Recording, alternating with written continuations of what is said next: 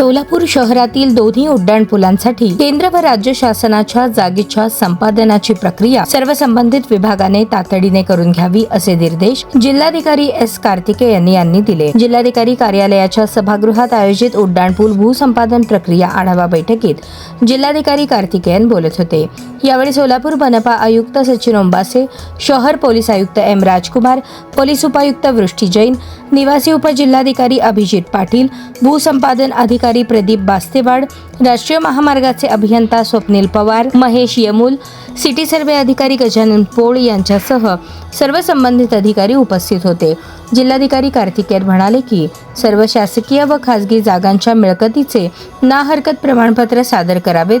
केंद्र शासनाच्या पोस्ट, मध्य रेल्वे, BSNL व ग्राउंड जागेसाठी सोलापूर महानगरपालिका रेडी रेकनर दराप्रमाणे शुल्क देणार आहे। या जागेतून दुसऱ्या जागा, साहित्य इतर ठिकाणी स्थलांतरित करण्यासाठी येणारा खर्च ही महापालिका देईल। त्यामुळे संबंधित विभागाने त्यांच्या वरिष्ठ कार्यालयाकडून जागा हस्तांतरित करण्याबाबतचे मान्यता घेऊन त्याबाबतचे ना हरकत प्रमाणपत्र सादर करावे असे त्यांनी सांगितले। यावेळी महापालिका आयुक्त सचिन ओंबासे यांनीही मार्गदर्शन केले। सोलापूर शहरातील राष्ट्रीय महामार्ग प्राधिकरणामार्फत 2 महत्त्वाचे उड्डाणपूल प्रस्तावित आहेत। यात सेक्शन 1 जुना पुणा नाका ते पत्रकार चौक व सेक्शन 2 जुना बोरामणी नाका ते मोरारका बंगला या मार्गांचा समावेश आहे।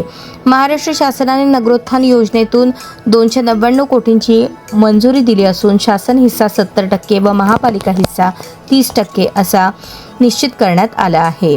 भूसंपादन अधिकाऱ्यांनी तयार केलेल्या सुधारित आराखड्यानुसार भूसंपादनाचा खर्च 145.11 कोटी इतका आहे।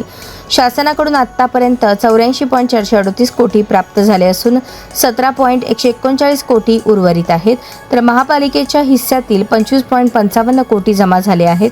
या प्रकल्पासाठी एकूण 10.55 हेक्टर आर क्षेत्राचे संपादन होणार असून त्यात खासगी व शासकीय मिळकतींचा समावेश आहे। सेक्शन ए मध्ये 137 मिळकतींपैकी 100 खासगी व 37 शासकीय, तर सेक्शन 2 मध्ये 100 मिळकतींपैकी 87 खासगी व 13 शासकीय मिळकती आहेत। आतापर्यंत सेक्शन 1 मधील 61 खासगी मिळकतींचा ताबा घेण्यात आला असून सेक्शन 2 मधील ताबा प्रक्रिया सुरू आहे। महाराष्ट्र राज्य परिवहन मंडळ, सार्वजनिक बांधकाम विभाग, मध्य रेल्वे, BSNL तसेच पोलीस विभाग व वैद्यकीय महाविद्यालयाच्या जागा बाधित झाल्या आहेत।